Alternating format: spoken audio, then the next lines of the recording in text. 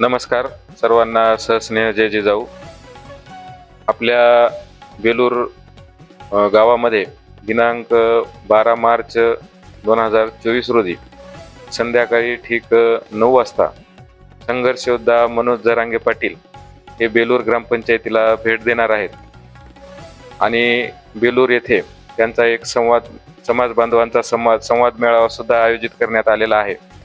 तरी पंचक्रोशीतील सर्व समाज बांधवांना माझी विनंती असेल की आपण खूप मोठ्या संख्येने या कार्यक्रमासाठी उपस्थित राहावं आणि त्याच दिवशी आपण बेलूर ग्रामस्थांच्या वतीने मधुकर महाराज बारुळकर यांच्या कीर्तनाचा कार्यक्रमही ठेवलेला आहे.